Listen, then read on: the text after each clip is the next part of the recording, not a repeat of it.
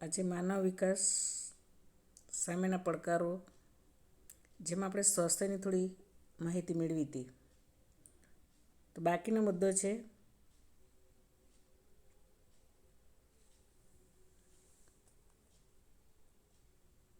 ભારતે આરોગ્ય ક્ષેત્રે પ્રગતિ કરેલી છે, જેમાં બાળ રસીકરણના કાર્યક્રમમાં પોલિયા માટે OPV, જ્યારે ક્ષય માટે BCG, ઝેરી કમળા માટે હેપેટાઇટિસ B, જ્યારે ડિપ્થેરિયા, મોટી ઉધરસ કે ધનુર માટે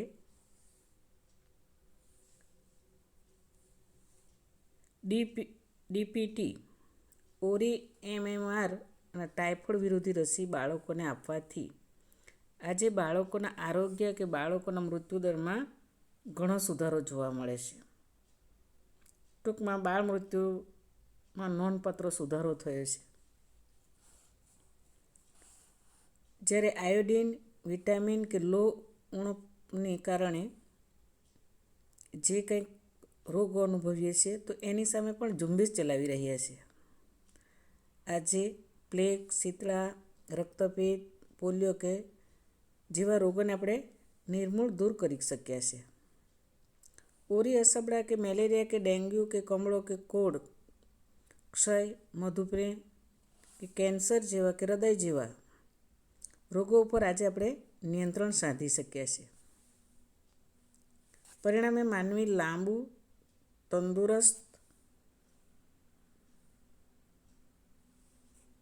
કે સ્વાસ્થ્યમય જીવન જીવી શકે.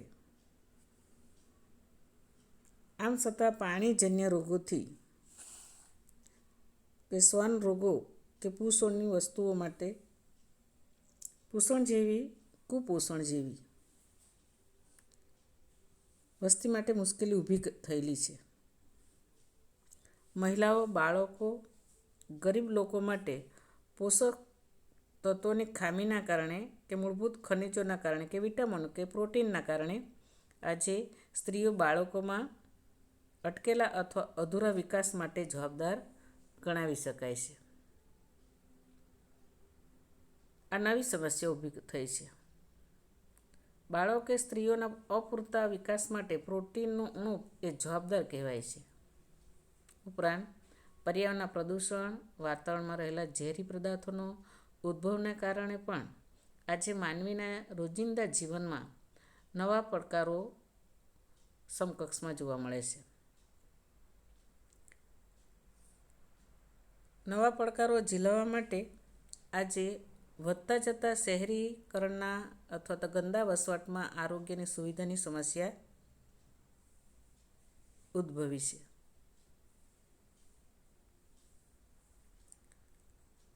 પર્યાવરણમાં પ્રદૂષણ કે ઝેરી પદાર્થોના રોજિંદા જીવનમાં નવા પડકારો કહીશું આપણે.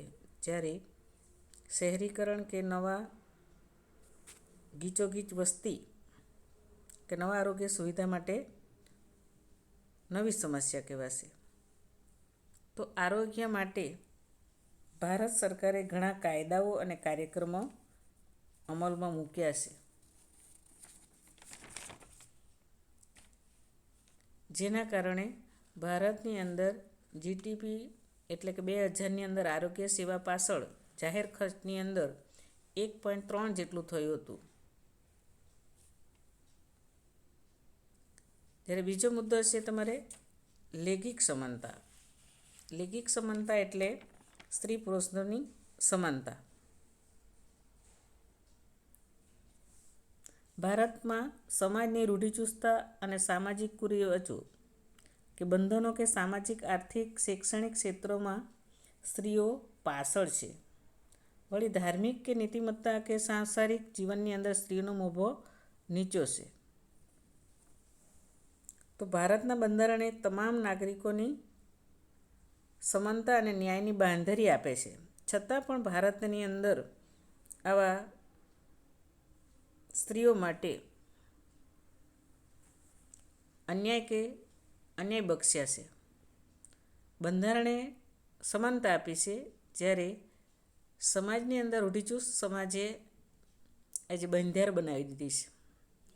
ઈસવીસન 2011ની અંદર ભારતની કુલ વસ્તીમાંથી કે અહેવાલ પ્રમાણે કુલ વસ્તીમાં 48.46% જેટલી સ્ત્રીઓ, જ્યારે 51.44% પુરુષો. એ વસ્તીની ગણતરીની અંદર ભારતમાં નહીં પણ વિશ્વની કોઈપણ રાષ્ટ્રની પ્રગતિ કે વિકાસમાં માનવ સંશોધન તરીકે સ્ત્રીઓની ભૂમિકા અગ્રણ્ય ગણાય છે.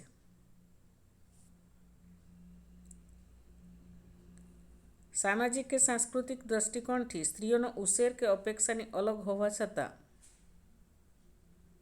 વિકાસના પંથમાં અલગ રહે છે, જેના કારણે આજે મહિલાઓ જે રસોઈ કામ કરે છે, રસોડાની અંદર કામ કરે કે બાળ ઉછેરનું કાર્ય કરતી હોય છે, તેનો હિસ્સો આર્થિક રીતે કે રાષ્ટ્રીય આવકમાં ગણાતો નથી.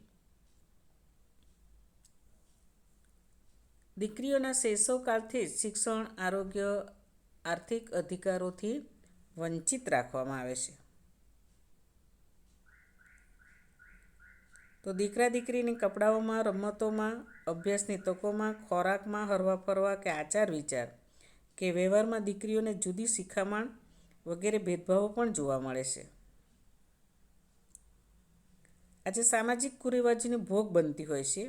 એનું મેઇન કારણ છે મહિલાઓની સાક્ષરતાનું પ્રમાણ નીચું હોવાથી સ્ત્રીઓને બાળ લગ્ન કે પડદા પ્રથા, દહેજ પ્રથા જેવા સામાજિક કુરિવાજોની સામે ભોગ બનવું પડે છે.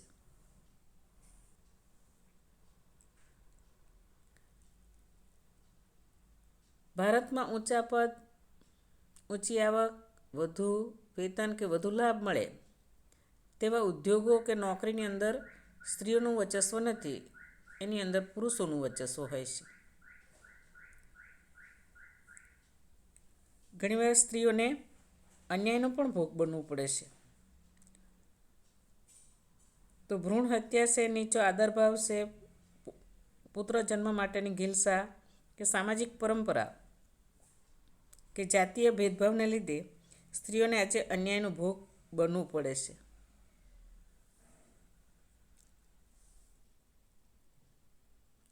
ભારતના સંસદની અંદર કે વિધાનસભામાં કે વરિષ્ઠ અધિકારીઓ કે મેનેજરો કે કંપનીઓના ડિરેક્ટરો, વ્યવસાયિક, ટેકનોલોજી વગેરે ક્ષેત્રોની અંદર મહિલાઓનું પ્રમાણ સ્ત્રી પુરુષો વચ્ચેનો ભેદભાવ સ્પષ્ટ કરે છે.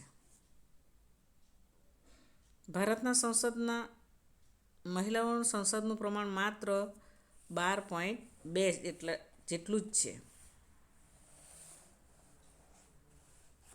તો આ રીતે સ્પષ્ટ ભેદભાવ જોવા મળે છે. મહિલાઓનું સશક્તિકરણની વ્યાખ્યા જોઈએ.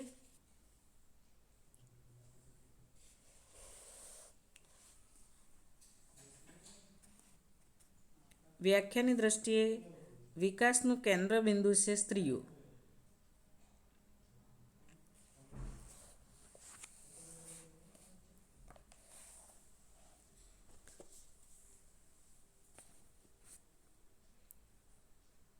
એક સ્ત્રી શિક્ષિત બને તો તેનું ઘર કે એક સમાજ કે છેવટે રાષ્ટ્ર પણ શિક્ષિત બને. આથી મહિલાઓનું સશક્તિકરણ હોવું ખૂબ જરૂરી છે.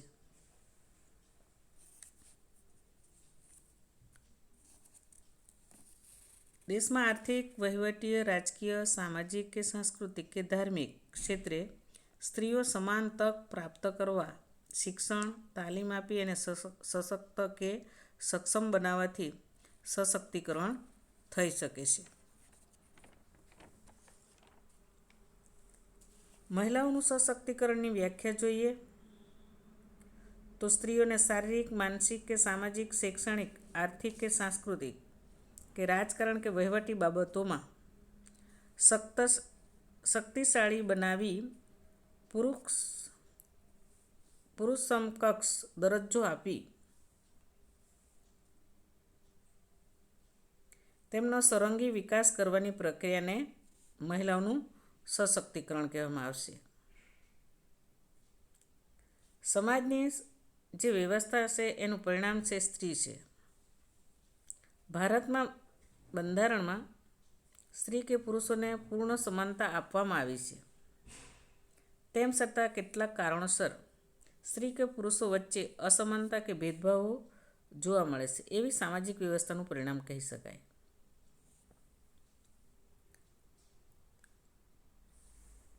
ભારતમાં મોટાભાગના રાજ્યોની અંદર ઊંચા પદો, ઊંચી આવક કે વધુ વેતન મળે એવા તમામ કામોની અંદર પુરુષોનું વર્ચસ્વ હોય છે.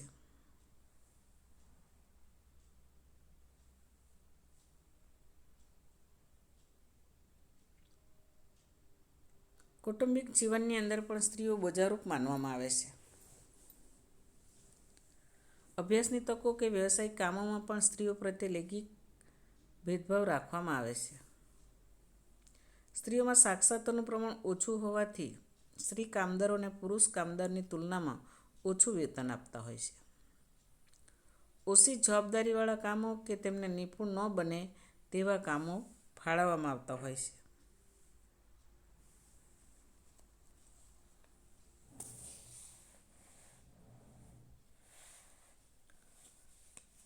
તો સમાજની અંદર જ્યારે મહિલા સશક્તિકરણના કાર્યક્રમને આગળ ધપાવવા માટે ભારતે વિવિધ પ્રકારની કામગીરીઓ કે સુધારણાઓ જાહેર કરેલી છે.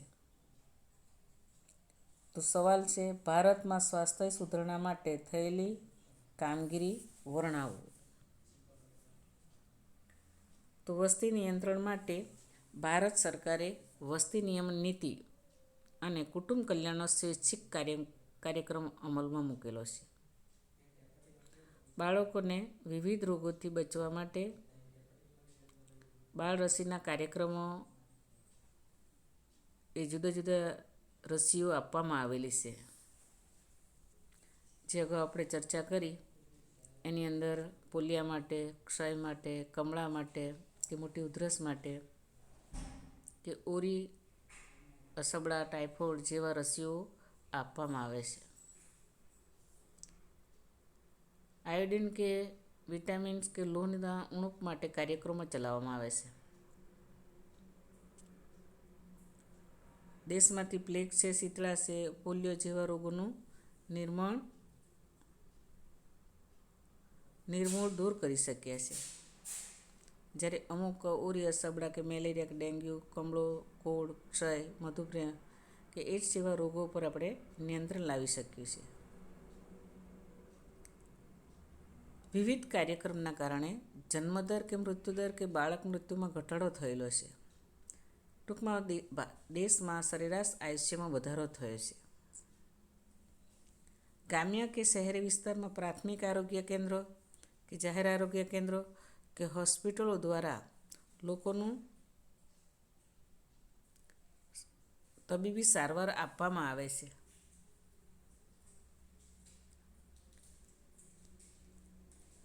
ભારતમાં સ્ત્રી કે સમાનતાનું આંકડાકીય વિશ્લેષણ કરીએ તો ભારતની અંદર પાના નંબર 164 પર જવું પાઠ્યપુસ્તકની અંદર,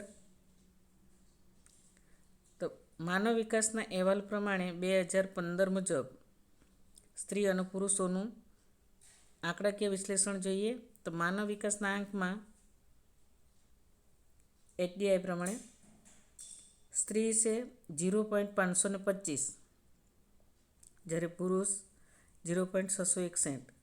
જન્મ સમય અપેક્ષિત આયુષ્ય છે 68, જેમાં સ્ત્રીઓ છે 69.5, જ્યારે 66.6 એ પુરુષો છે. અપેક્ષિત શાળાકીય વર્ષો 11.7 છે. તો તેની સામે સ્ત્રીઓ 11.3 છે, જ્યારે પુરુષો 11.8 છે. શાળાકીય સરેરાશ વર્ષોની અંદર 5.4 છે, તેમાં સ્ત્રીઓ 3.6, જ્યારે પુરુષ 7.2. માથાદીઠ આવકની અંદર આપણે $5,497 છે, એમાં સ્ત્રીઓની 2,116 છે, જ્યારે પુરુષ 8,656 છે. શ્રમશક્તિની ભાગીદારીમાં 15 વર્ષથી વધુ વયની ગણતરી એ સ્ત્રી છે 27.0, જ્યારે 79.9 એ સ્ત્રીઓ છે. સંસદની પ્રતિનિધિની પ્રમાણની અંદર 2014ની અંદર ગણતરી કરીએ તો સ્ત્રીઓ 12.2 છે, જ્યારે પુરુષો 77.8 છે. યુવા સાક્ષરતાના દરની ગણતરી કરીએ 15થી 24 વર્ષમાં તો સ્ત્રીનું પ્રમાણ છે 74.4, જ્યારે 88.4 એ પુરુષો છે. બીજો સવાલ છે, ભારતના મહિલાઓ સાથે કેવા પ્રકારે ભેદભાવ જોવા મળે છે?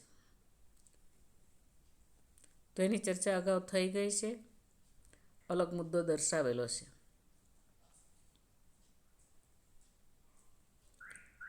તો એ આપ્યા પ્રમાણે તમારે મોઢે કરવાનું રહેશે. હવે મહિલાઓનું સશક્તિકરણની ટૂંકનોંધ આપણે મોઢે કરવાની છે, તો એની વ્યાખ્યા પહેલી લખવાની રહેશે અને પછી એમના અવરોધક પરિબળો તમારે જણાવવા પડશે. તો ફરી એકવાર આપણે વ્યાખ્યા જોઈએ. મહિલાઓનું સશક્તિકરણ એટલે સ્ત્રીઓની શારીરિક, માનસિક, સામાજિક, શૈક્ષણિક, આર્થિક કે સાંસ્કૃતિક વગેરે બાબતોમાં શક્તિશાળી, સક્ષમ અને આત્મનિર્ભર બનાવી સમાજમાં પુરુષોના સમકક્ષ દરજ્જો આપવા માટે તેમના સર્વાંગી વિકાસની પ્રક્રિયા એટલે મહિલાઓનું સશક્તિકરણ. નું સ્વરૂપ જોઈએ તો બંધારણીય સ્ત્રી પુરુષોને સંપૂર્ણ સમાનતા આપી છે, એટલે કે જેટલો સ્ત્રીનો પુરુષોનો હિસ્સો હોય કે ભાગ હોય એની અંદર સ્ત્રીનો પણ 50%, એટલે 50-50% બંનેનો સમાનતા આપી છે. પુરુષ કે સ્ત્રી વચ્ચેના અસમાનતા કે ભેદભાવો માનવ સર્જિત કહેવાય. એક સ્ત્રી શિક્ષિત અને સશક્ત બને તો તેનું કુટુંબ કે સમાજ કે અંતે રાષ્ટ્રીય શિક્ષિત અને સશક્ત બની શકે. સમગ્ર વિકાસની પ્રક્રિયામાં કેન્દ્રબિંદુ સ્ત્રી છે. આમ છતાં મહિલા સશક્તિકરણમાં આર્થિક, વહીવટી કે રાજકીય કે સામાજિક કે શૈક્ષણિક કે સાંસ્કૃતિક કે ધાર્મિક ક્ષેત્રની તકો અને નિર્ણયોની બાબતમાં અસમાનતા જોવા મળે છે. અસમાનતામાં સમૃદ્ધ કે વિકસિત કે ઔદ્યોગિક દેશોમાં તેમજ એક જ દેશના વિવિધ સમાજો કે જાતિઓ અને વિવિધ ક્ષેત્રોમાં જુદી જુદી હોય છે. ભારતમાં અસમાનતા આપણને રાજ્યની અંદર વિધાનસભા, સંસદ, પંચાયત સંસ્થામાં કામ કરતા વરિષ્ઠ અધિકારીઓમાં કે ખાનગી જાહેર ક્ષેત્રમાં કામ કરતા કર્મચારીઓમાં મહિલાઓની ઓછી ટકાવારી ઉપરથી આપણને જાણવા મળે છે. અવરોધક પરિબળોની અંદર આપણે ગણતરી કરીએ તો ફરી પાછા એને એ જ વાક્ય આવે છે. મુદ્દો એટલે કે સવાલ અલગ દ્રષ્ટિએ મૂક્યો છે, પરંતુ જવાબ એને જ છે.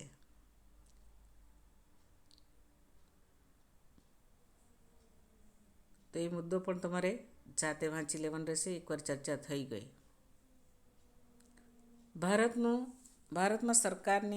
ભારત સરકારની મહિલા કલ્યાણકારી યોજનાઓ ક્રમિક રીતે જણાવો ત્યારે આ રીતે તમારે ટૂંકમાં લખવાનું રહેશે. ભારતમાં મહિલાઓનું પુરુષ સમાન દરજ્જો, શિક્ષણ, સલામતી અને મૂળભૂત સ્વતંત્ર મળે એ હેતુથી ઈસવીસન 1980થી મહિલાઓનું એક સ્વતંત્ર જૂથ માની મહિલા વિકાસ સંબંધિત અનેક યોજનાઓ અમલમાં મૂકવામાં આવેલી છે. જેમ કે 1990માં કેન્દ્ર સરકારે રાષ્ટ્રીય મહિલા આયોગની રચના કરી.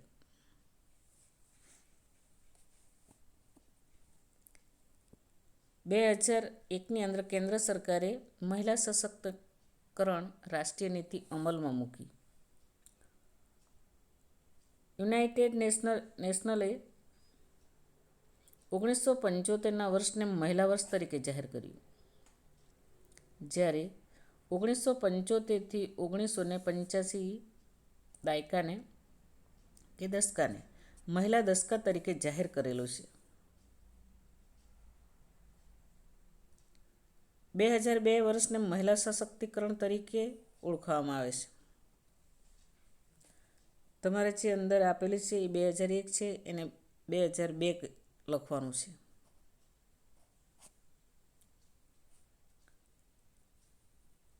ઉજવણી એટલા માટે કે કુટુંબની માલ મિલકતમાં સમાન હિસ્સો મળે તે માટે આ કાયદાઓના સુધારા કરવામાં આવેલા છે.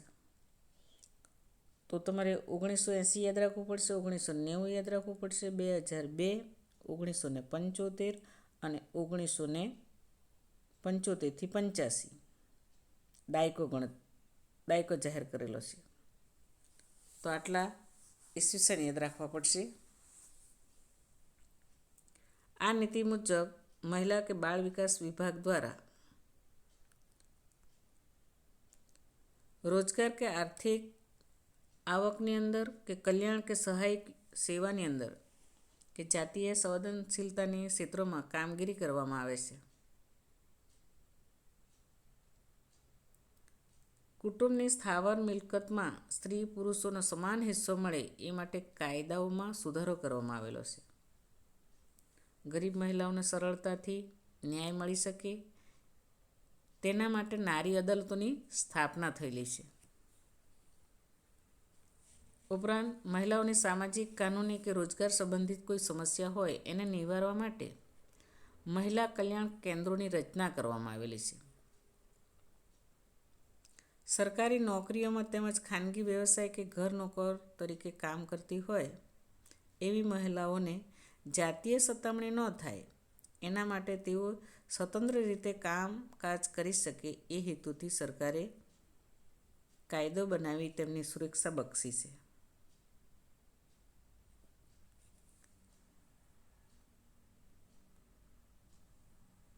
એના અનુસંધાને ગુજરાત સરકારે પણ મહિલાઓને સમાનતા આપવા માટે ઘણી બધી યોજનાઓ અમલમાં મૂકેલી છે. તો ગુજરાત સરકારે મહિલા સમાનતા કે સશક્તિકરણ માટે પહેલી યોજના છે કન્યા કેળવણીના પ્રોત્સાહન આપવા માટે શાળા પ્રહોત્સવ અથવા તો કન્યા કેળવણી રથયાત્રા જેવા કાર્યક્રમો અમલમાં મૂકેલા છે. રાજ્યમાં 33%થી ઓછી સ્ત્રી સાક્ષરતા દર ધરાવતી ગામોની અને શહેરી વિસ્તારમાં ગરીબી રેખા નીચે જીવતા કુટુંબની દીકરીઓને પ્રાથમિક અને માધ્યમિક શાળામાં પ્રવેશ મેળવતી વખતે વિદ્યાલક્ષ્મી બોન્ડ આપવામાં આવે છે અથવા વિદ્યાદીપ. 2 સ્કીમ છે. બીજી યોજના છે સરસ્વતી સાધના યોજના. એ અનુસાર દર વર્ષે 1.5 લાખ કન્યાઓને વિનામૂલ્યે સાયકલો આપવામાં આવે છે. એટલે કે દર વર્ષે 1.5 લાખ કન્યાઓને વિનામૂલ્યે સાયકલો આપવામાં આવે છે.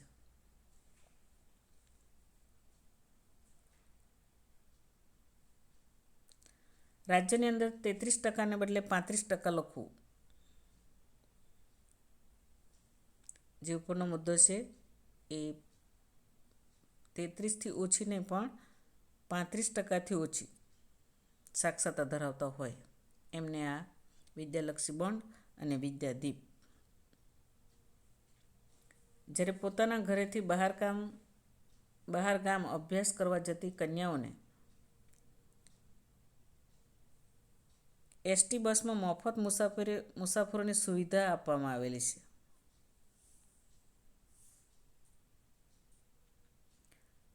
તમામ કિશોરીઓને પોષણયુક્ત આહાર તેમજ તેમના કૌશલ્યના વિકાસ માટે સરકારે સબળા યોજના જાહેર કરેલી છે. સબલા નહીં પરંતુ સબળા અમલમાં મૂકેલી છે. ગુજરાત સરકારે મહિલાઓ માટે સરકારી નોકરીમાં 33% અનામતની જોગવાઈ કરેલી છે. સ્થાનિક સ્વરાજ્યની મહિલાઓની અનામતની ટકાવારી 33%થી વધારીને 50% કરવામાં આવેલી છે.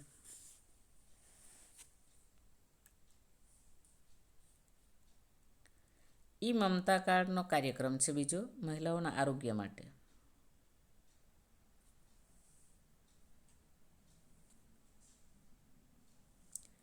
ઈ મમતા કાર્યક્રમમાં મોબાઈલ ટેકનોલોજી દ્વારા સગર્ભા માતાઓની નોંધણી કરી તેમને ઈ મમતા કાર્ડ આપી શિશુ કે પ્રસૂતિની સંબંધિત મૃત્યુ ઘટાડવાના પહેલ કરવામાં આવેલી છે. તેમને નિયમિત આરોગ્યની તપાસ કરી સારવાર તથા બાળકોના જન્મ પછી રસીકરણના કાર્યક્રમ દ્વારા માતા અને બાળકની તંદુરસ્ત માટે પૂરતો ખ્યાલ રાખવામાં આવે છે. શ્રમજીવી કે નિરાધાર વૃદ્ધ મહિલાઓને પ્રૌઢ વયે જીવન નિર્વાહ માટે પેન્શન આપી તેમને ભવિષ્યને સુરક્ષિત બનાવવા માટે સરકારે રાષ્ટ્રીય સ્વાવલંબન યોજના અમલમાં મૂકેલી છે. ઉપરાંત નિરાધાર મહિલાઓને પુનઃસ્થાપન માટેની નાણાકીય સહાય યોજના પણ અમલમાં મૂકવામાં આવેલી છે. મહિલાઓને આર્થિક રીતે સ્વાવલંબન બનાવવા માટે સખી મંડળ દ્વારા સરકારે મિશન મંગલ યોજના જાહેર કરેલી છે.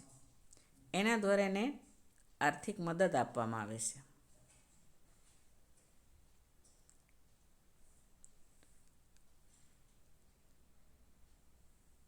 બેટી બચાવો એના અભિયાન દ્વારા જાતિભેદ નાબૂદી માટે બેટી બચાવો, બેટી વધાવો અને બેટી પઢાઓનો અભિયાન ચલાવવામાં આવે છે. ચિરંજીવી યોજના બીજી યોજના છે ચિરંજીવી યોજના. અનુસૂચિત જાતિ કે જનજાતિના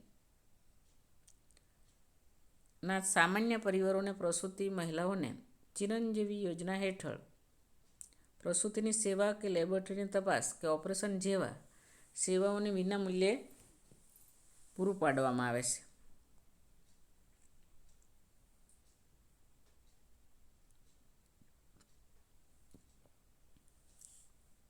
તો યોજનાની દ્રષ્ટિએ તમારે ફરી ટૂંકમાં બોલું છું. શાળા પ્રહોત્સવ કે કન્યા કેળવણીનો કાર્યક્રમ. બીજો કાર્યક્રમ છે વિદ્યાલક્ષી બોન્ડ કે વિદ્યાદીપ. ત્રીજી યોજના છે સરસ્વતી સાધના યોજના. જ્યારે એના પછીની યોજના છે સબળા યોજના. અનામત જગ્યા ગુજરાત સરકારની અંદર અને સ્થાનિક સ્વરાજ્યની અંદર 50% યોજના. જ્યારે બીજી યોજના છે રાષ્ટ્રીય સ્વાવલંબન યોજના, જે નિરાધાર વિધવાઓને ઉછેળું જીવન જીવવા માટે લાચાર ન બને તે માટે આર્થિક સહાય આપવામાં આવે છે. જ્યારે બીજી યોજના છે મિશન મંગલ યોજના અને બીજી કાર્યક્રમ છે ઈ મમતા કાર્યક્રમ. જ્યારે ત્રીજું છે બેટી બચાવનો અભિયાન છે. એના પછીનો મુદ્દો છે ચિરંજીવી યોજના. આવી રીતે ગુજરાતમાં મહિલાઓ કે બાળ વિકાસના વિભાગ દ્વારા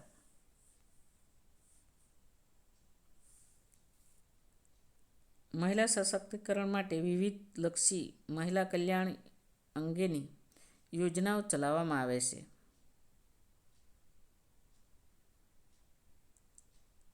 તો વ્યાપક વિસ્તરે એ દ્રષ્ટિએ મહિલાઓનું સશક્તિકરણની દિશામાં જે પડકારો છે એ સામનો કરી શકે એ હેતુથી ભારત સરકારે દરેક જગ્યાએ આવા કાર્યક્રમો ગુજરાતની અંદર પણ અમલમાં મૂકેલા છે. છતાં પણ કોઈ બાબતે દેશની માનવ વિકાસના આંકની અંદર અસર કરતા હોય છે. એવા પરિબળો એટલે ટૂંકમાં આપણા આસપાસ જોવા મળતી કઈ બાબતો દેશના માનવ વિકાસના આંકને અસર કરે છે એના ટૂંકમાં મુદ્દા આપ્યા છે.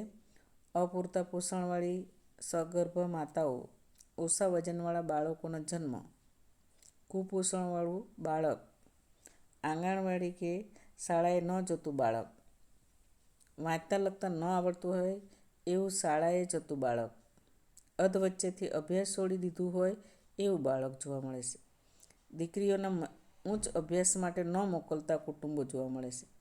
બેરોજગાર શિક્ષિત અને અશિક્ષિત યુવાનો જોવા મળે છે.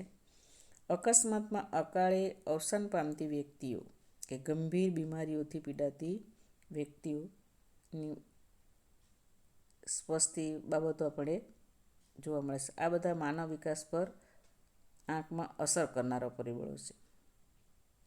છેલ્લો મુદ્દો છે તમારે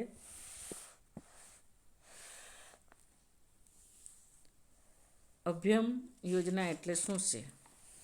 પાના નંબર 165 ઉપર તમારે ચિત્ર સહિત આપેલું છે. છતાં અહીંયા પણ જોઈશું. મહિલાઓની સુરક્ષાના અંતર્ગત વિવિધ પ્રકારની હિંસાથી પીડિત મહિલાઓ તેમજ પોતાના વિકાસ માટે જરૂરી માર્ગદર્શન મેળવવા માંગતી મહિલાઓને માત્ર એક જ કોલથી મદદ મળી રહે છે. તે માટે 181 અભ્યમ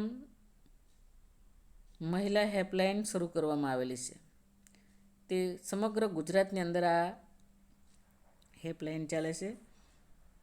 તો અમલમાં મૂકવામાં આવેલી કોઈ પણ મહિલાઓએ એનો લાભ ઉઠાવી શકે છે. જેમ કે જે મહિલાઓને સહેલાઈથી ન્યાય મળી શકે, તો એના માટે નારી અદાલત છે. છતાં પણ કોઈ પણ જગ્યાએ સમસ્યા ઊભી થઈ, એટલે કે રોજગાર બાબતમાં, કાનૂની કે સામાજિક બાબતમાં, તો એની અંદર જ્યારે શારીરિક માનસિક જાતીય શોષણ કરવા માટે એ પોતે પણ જાગૃત બની શકે એ હેતુથી ગુજરાતની અંદર 181 અભ્યમ યોજના અમલમાં મૂકેલી છે. ટૂંકમાં શારીરિક માનસિક કે સામાજિક ત્રસ્ત મહિલા પોતાની સુરક્ષા કે સલામતી કે વિકાસ માટે મદદ મેળવવા માટે આ હેલ્પલાઇનનો ઉપયોગ કરી શકે છે કે માર્ગદર્શન મેળવી શકે છે.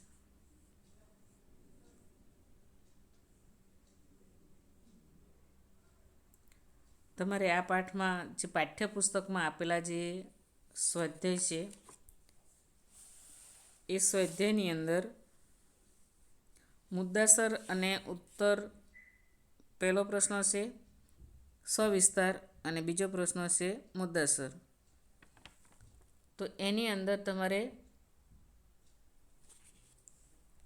જે 5 પ્રશ્નો છે એમાં મહિલાઓના માટે જે પ્રશ્નો છે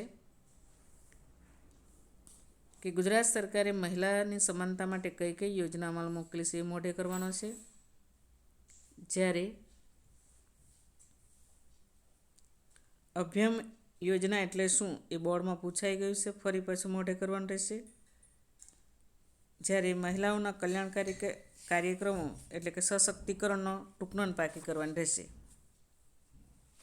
નોટબુકમાં લખું મોઢે જોયા વિના. પહેલાં મોઢે કરજો અને ત્યાર પછી તમારે નોટબુકમાં લખવાનું રહેશે.